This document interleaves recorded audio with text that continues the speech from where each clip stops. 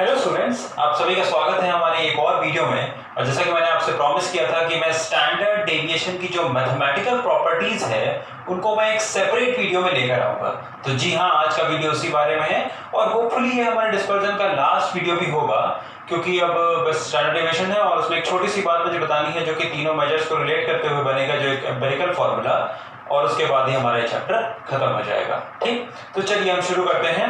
अच्छा, अगर हम आपके साथ शेयर करें कि क्या मैथमेटिकल प्रॉपर्टीज होती हैं स्टैंडर्ड डेविएशन की, तो तीन बेसिक प्रॉपर्टीज मेरे दिमाग में आएंगी। ठीक, और वो तीन प्रॉपर्टीज क्या हैं आप जल्दी उनको जानेंगे। और इनफैक्ट उसमें से एक प्रॉपर्टी तो बहुत ही इंपॉर्टेंट है, और वो क्या है उसको समझते हैं। Mathematical properties of standard deviation. अच्छा, जो सबसे पहली प्रॉपर्टी है फर्स्ट, और बहुत ही सिंपल सी प्रॉपर्टी है, वो कहती है कि the sum of squares of deviation about mean is minimum. ठीक, the sum of squares of deviation about mean is minimum. पीछे हम लोगों ने देखा था कि sum of deviations about mean is 0, फिर the sum of absolute values of deviation about mean is minimum, और फिर अब हम यहाँ पे एक और चीज बता रहे हैं कि the sum of squares of deviation about mean is also minimum. ठीक है, तो ये चीज आपको जानना जरूरी है, बहुत ही सिंपल सी प्रॉपर्टी है कि sum of squares of deviation about minimum, तो अगर deviation about mean, sorry, deviation about mean is minimum, इसका मतलब ये होगा कि अगर हम सारे डेविएशन लें, उनका स्क्वायर करें और डेविएशन को अबाउट मीन लें, ठीक है, डेविएशन को अबाउट मीन लें और उनका स्क्वायर करें, तो उनका जो सम आएगा वो मिनिमम आएगा in comparison to any other value जो हमने चूज की होती। ठीक, तो ये चीज को आपको ध्यान देना है कि sum of square of deviation about mean is minimum. अच्छा, इसके साथ आपको और क्या जानने की जरूरत है वो देखते हैं। जो सेकंड प्रॉपर्टी जानने की जरूरत है वो ये है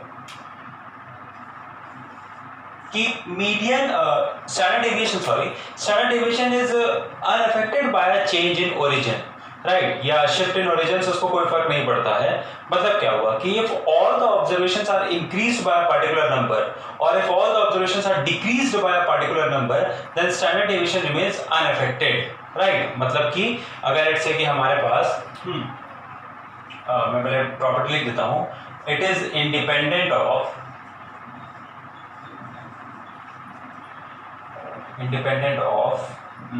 change या shift in origin,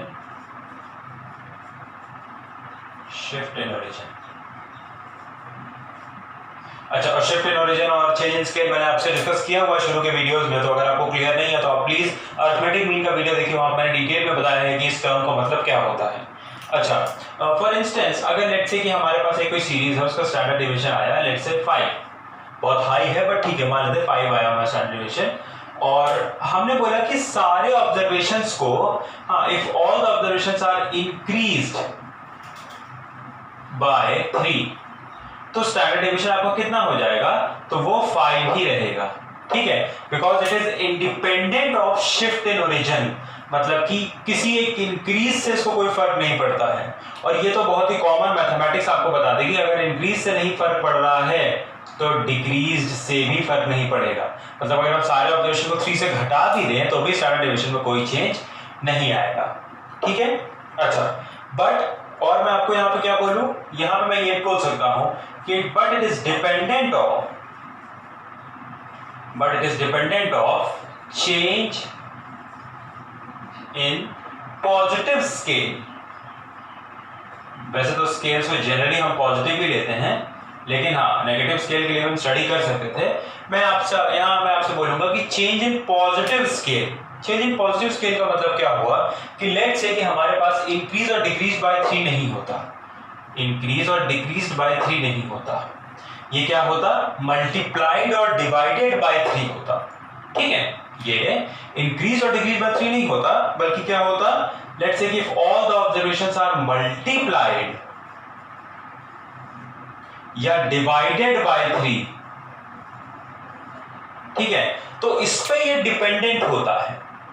मल्टीप्लाई या डिवाइड करने पे ये डिपेंडेंट होता है और बस ये कंडीशन है कि स्केल हमारी पॉजिटिव होनी चाहिए। तो देखिए 3 इज अ पॉजिटिव नंबर ना, +3 की बात कर रहा हूं मैंने -3 नहीं लिखा, मैंने -2 नहीं लिखा, मैंने -1.5 नहीं लिखा, मैंने यहाँ पे एक पॉजिटिव नंबर लिया है। तो अगर एक पॉजिटिव नंबर है, ठीक है सुनिएगा ध्यान से, अगर यहाँ पे आपके पास एक पॉजिटिव नंबर है तो फिर आप क्या कर सकते हैं, उस पर डिपेंडेंट बता सकते हैं। तो यानी कि अगर हमारा मल्टीप्लाई बाय 3 होता तब स्टैंडर्ड डेविएशन हो जाता 15, क्योंकि ये इंटू 3 हो जाता है क्योंकि इस पे डिपेंडेंट है। डिवाइड बाय 3 होता तो फिर स्टैंडर्ड डेविएशन हो जाता 5/3। ठीक है, समझ रहे इस बात को। तो अगर मल्टीप्लाई बाय 3 होगा तो फिर स्टैंडर्ड डेविएशन मल्टीप्लाई होगा, अगर डिवाइड बाय 3 होगा तो फिर डिवाइड बाय 3 होगा। अच्छा, अगर नेगेटिव स्केल आ जाती तो क्या होता, देखिए वो अभी आप यूं समझिए कि वो आपके स्कोप के बियॉन्ड है, तो आपको वो जानने की जरूरत नहीं है कि नेगेटिव स्केल पे होगा तो क्या होगा, तो आप उसको टोटली इग्नोर कर सकते हैं। बट मैं आपको क्योंकि आपको शेयर कर देता हूँ, खासकर अगर कोई बच्चे ऐसे जो सीए का एग्जाम दे रहे हैं तो उनके लिए काफी इंपॉर्टेंट होगा।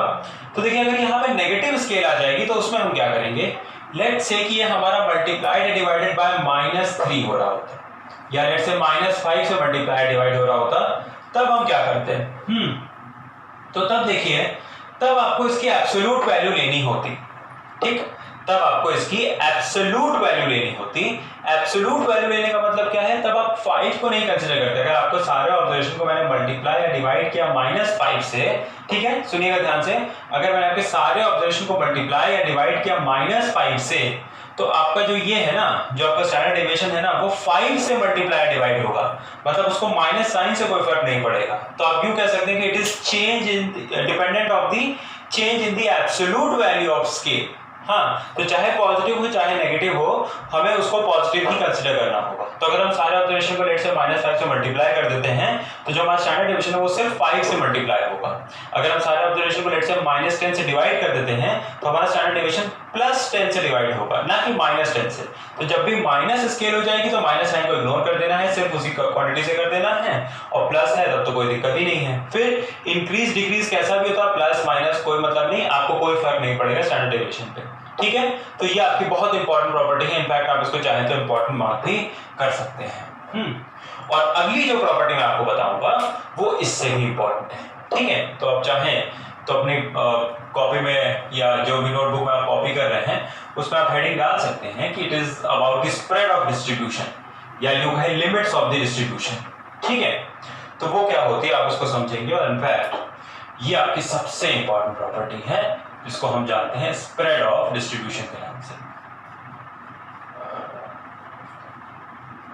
अच्छा, तो ये हमको बताती है, क्या बताती है वो समझिएगा, कि हमारा डिस्ट्रीब्यूशन कितना स्प्रेड हुआ है, मतलब possible maximum value, possible minimum value क्या हो सकती है। ठीक है, possible maximum value, possible minimum value क्या हो सकती है।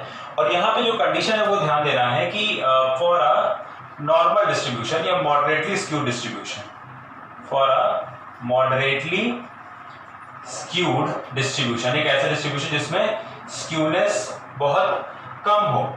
ठीक है, तो एक ऐसा डिस्ट्रीब्यूशन जिसमें स्क्यूनेस बहुत कम हो। अच्छा, स्क्यूनेस क्या होती है अभी आप आगे जानेंगे ही, है कि नहीं, अगला चैप्टर स्क्यूनेस ही है। तो मैं जल्दी इसको शुरू करूंगा। अच्छा, तो for a moderately skewed distribution के लिए आपको क्या जानना जरूरी है, आपको वहां पे जानना जरूरी है कि मीन प्लस माइनस सिग्मा, यानी कि mean plus minus standard deviation covers 68.27% of the observations. ठीक है, mean plus minus sigma cover करता है 68.27% ऑफ द ऑब्जर्वेशन। तो यानी कि मीन माइनस स्टैंडर्ड डेविएशन और मीन प्लस स्टैंडर्ड डेविएशन के बीच की जो दूरी होगी उसमें इतने % ऑफ ऑब्जर्वेशंस लाई कर जाएंगे। अच्छा, फिर mean plus minus 2 standard deviation अगर होता तो वो कवर करता 95.45% ऑफ द ऑब्जर्वेशंस।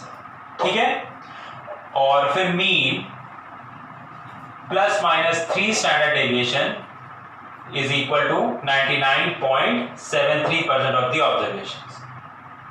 ये आपको ध्यान देना है, ये परसेंटेजेस आपको याद होने चाहिए। अच्छा, फिर कुछ बुक में हो सकता है मे भी थोड़ा बहुत एक दो प्लेसेस का असर आ सकता है, मतलब किसी में हो सकता है 68.26 दिया हो, किसी में हो सकता है 68.30 दिया हो, तो छोटे मोटे चेंजेस आ सकते हैं, उससे कोई दिक्कत नहीं लेना। ये सब आपके वैसे भी थ्योरेटिकल कंसेप्ट है, प्रैक्टिकल में उसका यूज थोड़ा सा वैसे ही लिमिटेड हो जाता है।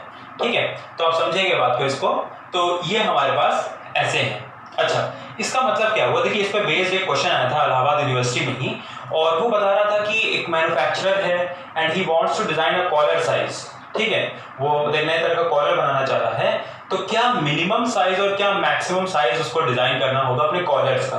ठीक है, तो वहां पे देखिए इस क्वेश्चन को मैं पूरा सॉल्व करके दिखाऊंगा, वरना आपका मजा खराब हो जाएगा। तो मैं क्या करूंगा, बस आपको छोटा सा उसका हिंट देता हूं। लेट्स से कि हमारे पास पूरा डिस्ट्रीब्यूशन दिया हुआ है और हमको बताना था। ठीक है, क्वेश्चन में मुझे उम्मीद है कि आप समझ गए होंगे क्वेश्चन क्या है। क्वेश्चन क्या कह रहा है? क्वेश्चन कह रहा है कि एक मैन्युफैक्चरर है, he wants to design new collars. हमें पूरा डिस्ट्रीब्यूशन दिया हुआ है और फिर पूछा है कि what is the minimum collar size and what is the maximum collar size. ठीक, ये आपको समझना है। तो मान लेते हैं कि वो जो डिस्ट्रीब्यूशन है उसका जो मीन कैलकुलेट करके आ रहा है, लेट्स से x बार जो आ रहा है वो आ रहा है 30, और स्टैंडर्ड डेविएशन जो आ रहा है वो लेट्स से आ रहा है 3। ठीक है, अब minimum collar size, maximum collar size, देखिए सबसे पहले तो आप ये समझिए कि जो कॉलर वो डिजाइन कर रहा है वो ऐसा होना चाहिए कि वो लगभग सारे बच्चों को या सारे भी स्टूडेंट्स को जिनके लिए भी डिजाइन कर रहा है उन सभी के लिए फिट बैठे, है ना। तो उसको सबसे ज्यादा लोगों को कवर करना है। अब अगर वो mean plus minus standard deviation लेगा तो सिर्फ 68% लोग कवर होंगे। हाँ, +2 स्टैंडर्ड डेविएशन ले लेगा प्लस माइनस तो फिर सिर्फ 95% कवर होंगे। लेकिन अगर वो ये लेता है +-3 स्टैंडर्ड डेविएशन तो लगभग 100% लोग कवर हो गए। तो यानी कि उसको ये वाला केस लेना होगा। तो अगर आप ये वाला केस लेते हैं तो आपकी लिमिट्स देखिए क्या बनेगी। तो लोअर लिमिट हो जाएगी मीन -3 स्टैंडर्ड डेविएशन। अच्छा, तो मीन 30 माइनस इसका 3 टाइम्स यानी कि 9, तो 30 - 9 यानी कि 21, ये लोअर लिमिट हो गई। और अपर लिमिट क्या हो गई? मीन प्लस इसका 3 टाइम्स यानी कि 3 स्टैंडर्ड डेविएशन कर लेते हैं पहले तो हम लोग, और मीन 30 + 9 करेंगे तो 39। तो 21 से 39 के साइजेस के उसको कॉलर बनाने होंगे ताकि जो है वो सबको फिट बैठ जाए। अब 21 से 39 के बीच में बनाने हैं तो लोएस्ट क्या हो गया, मिनिमम क्या हो गया, ये हो गया, मैक्सिमम क्या हो गया, ये हो गया। ठीक है, तो जब भी स्प्रेड आउट डिस्ट्रीब्यूशन क्वेश्चन आते हैं तो उसमें बस मीन और स्टैंडर्ड डेविएशन आपको कैलकुलेट करना होता है। उसके बाद जब आप कैलकुलेट कर लेंगे तो फिर आपको उनमें से कोई यहाँ पे कोई एक क्राइटेरिया दी होगी, उस क्राइटेरिया को आपको फुलफिल करना होगा और उसको लेके जो है आपको लिमिट्स बता देनी होगी। ठीक, समझ रहे हैं बात को? तो ये हमारी एक बहुत इंपॉर्टेंट प्रॉपर्टी है। इस पे बेस्ड आई थिंक शायद पिछले 2000 से अभी तक में 3 क्वेश्चन आ चुके हैं इस पे बेस्ड। हाँ, तो इसको बिल्कुल भी इग्नोर नहीं करेंगे और इसके आने के चांसेस भी बहुत ज्यादा हैं। अच्छा, तो यही 3 important mathematical properties standard deviation की। इसके बाद मैंने आपसे क्या बोला था? मैंने इसके बाद आपसे बोला था कि आपको ध्यान देना होगा एक चीज और पे, जो कि है हमारा relation between SD, MD and QD। तो इसका भी यूज आपको पड़ जाएगा किसी ना किसी क्वेश्चन में जरूर। तो देखिए, relation between standard deviation, mean deviation और क्वार्टाइल डेविएशन, इनके बीच का रिलेशन अगर आपको निकालना है तो आप कैसे निकालेंगे? तो बहुत सिंपल है, आपको याद देखिए क्या करना है। 4 टाइम्स स्टैंडर्ड डेविएशन, जैसे आपका एक मीन मीडियन मोड वाला आया था, ये वैसा ही एम्पिरिकल रिलेशन है, is equal to 5 times mean deviation is equal to 6 times quartile deviation. This is all. 4 times standard deviation is equal to 5 times mean deviation is equal to 6 times quartile deviation. अच्छा, अब एक बहुत छोटा सा question इस पर करा देता हूँ। लेट्स से मीन डेविएशन हमारा दिया हुआ है, कुछ भी दिया हुआ है, लेट्स से 15 दिया हुआ है, और या 15 नहीं, 12 बोल देते हैं। तो आपको क्वार्टाइल डेविएशन कितना होगा? क्वार्टाइल डेविएशन बताइए। अब अगर आपको मीन डेविएशन और क्वार्टाइल डेविएशन दिया हुआ तो मतलब आप इसका यूज करेंगे। तो आपको पता है 5MD यानी कि 5 × 12 इज इक्वल टू 6QD। तो 6QD, 6 1 टाइम, 6 2 टाइम से 6 को अगर आप कैंसिल आउट करेंगे तो QD की वैल्यू क्या हो जाएगी? 5 × 2 यानी कि 10। बस आंसर। ठीक है, तो ये रिलेशन आपको बस याद रखना है। 4SD is equal to 5MD is equal to 6QD, और उसी के साथ आपका ये जो इस चैप्टर का लास्ट पॉइंट था, ये चैप्टर आपका खत्म। ठीक है, तो मुझे उम्मीद है आपको डिस्पर्जन पूरा समझ में आया होगा। आप सारे वीडियोस के थ्रू एक बार जाइए, अगर आप भूल चुके हैं तो बहुत इंपॉर्टेंट है, पूरी शीट कंप्लीट करिए। उस शीट के जो डाउट्स हैं मुझे बताइए ताकि मैं उन डाउट्स पे एक वीडियो बना सकूं। ठीक है, और अब हम नेक्स्ट स्टार्ट करेंगे स्क्यूनेस पे। तो अगर बीच में डाउट वीडियो की जरूरत हुई तो डाउट वीडियो बनाऊंगा, और नहीं तो फिर मैं सीधे आ जाऊंगा स्क्यूनेस पे। ठीक है, चलिए, थैंक यू।